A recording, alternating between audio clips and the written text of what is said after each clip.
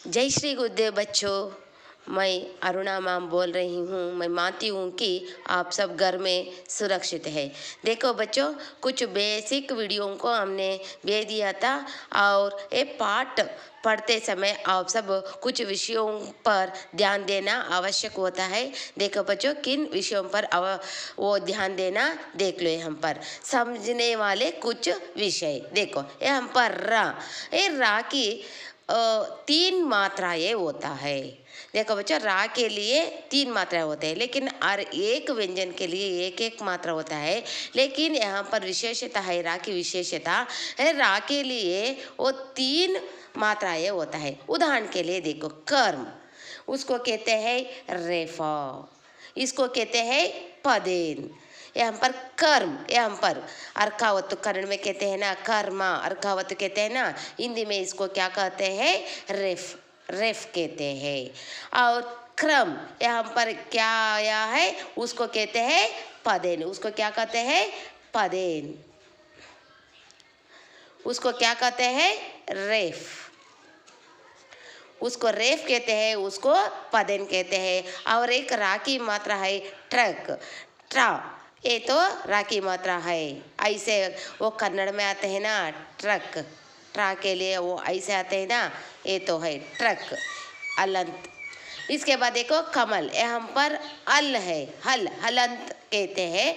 हल माने क्या है, ये पूर्ण व्यंजन है, इसके साथ ये स्वर नहीं है, उसको कहते हैं हल। यहाँ पर कमल, कनक, कमला, वो दीर्घ आते हैं ना, उसमें स्वर होता है, लेकिन यहाँ पर केवल व्यंजन है, उसमें अलंत डालकर लिखना पड़ता है। उदाहरण के लिए मैंने यहाँ पर दिखा है, बाद में देखूंगे। देखो यहाँ पर बिंदु, बिंदु माने क्या है, उसको कहते हैं बिंदु, उसको कहते हैं चंद्रा बिंदु, चंद्रा डालकर उस पर बिंदु रखने से चंद्र बिंदु होता है। देखो बच्चे, यहाँ पर कमल, ला व्यंजन होते हैं ना, व्यंजन को अलंत डालने पर व्यंजन होता है, उसके साथ स्वर जुड़ने से का पूर्णाक्षर होता है। देखो यहाँ पर का ऐसे होता है, कन्नड़ में होते हैं ना व्यंजन, व्यंजन के साथ स्वर मिलने से क्या होता है, का होता है। क्योंकि इसके बारे में जानकारी प्राप्त करना आवश्यक है, क्योंकि संधि समास पढ़ाते समय इसकी जरूरत बहुत होती है। देखो यहाँ पर ख प्लस अ का, ऐसे ये अक्षर के साथ स्वर मिलने से अक्षर पूर्ण होता है, नहीं तो ये तो व्यंजन के रूप में ही रहता है। बच्चों इसके बारे में भी आप ध्यान देना है।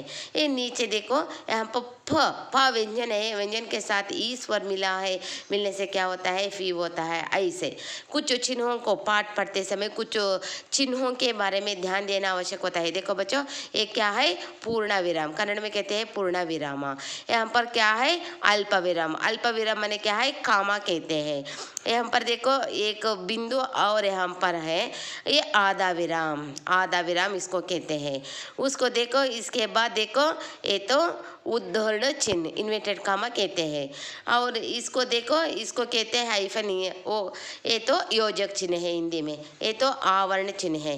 ये तो देखो भावसूचक, विस्मय आदि बोधक चिन्ह, ये तो प्रश्नवाचक। और चिन्ह छोड़ दिया है, कौन सा है, ये तो विवरण चिन्ह, विवर्ण चिन्ह। ये चिन्हों को ध्यान रखने से पाठ पढ़ाते समय ये पाठ, ये कहाँ आधा विराम आती है, विवर्ण चिन्ह आती है, वो आवरण कोष्टक आते हैं, इसके बारे में जानकारी लेना आपके लिए बहुत आवश्यक है। बच्चों, इन चिन्हों को याद रखना है, और परीक्षा में भी पूछने पर इन चिन्हों के नाम भी लिखना पड़ता है। ये तो बेसिक है। अच्छा, इन चिन्हों के बारे में ध्यान देकर एक पाठ पढ़ाते समय उसका नाम याद करो।